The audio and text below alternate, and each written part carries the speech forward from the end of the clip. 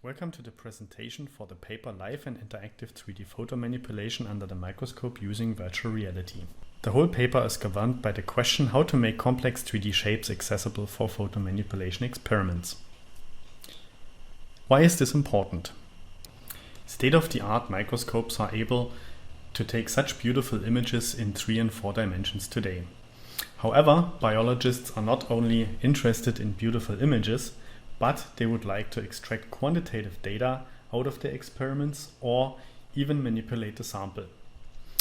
One option of manipulating the sample is so-called laser ablation, where a high-powered laser is used to manipulate or destroy cellular or subcellular structures. In state-of-the-art software, this is still done using traditional 2D WIMP interfaces, which, as you can clearly see, make the three-dimensional structure of the sample very difficult to access.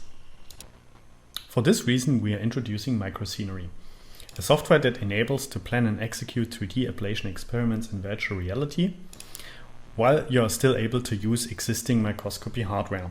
So 2D ablation units can be used to perform 3D experiments. It's easily integrated into existing systems and enables reproducibility of experiments. In microscenery, doing an ablation experiment is a two-stage process where the user first blends an ablation path using virtual reality controllers, and then the software calculates the path that needs to be sent to the ablation unit and executes it on the microscope while the microscope is taking new images. Microscenery itself has a modular architecture such that the part that does the VR rendering and interaction is separate from the control part that runs on the microscope computer. Both can run on the same machine or separate over the network. As part of the paper, we have conducted an expert review study. I would like to quickly summarize the results. The experts found the software easy to use and engaging, and we found consistently high TLX scores and low simulator sickness questionnaire scores.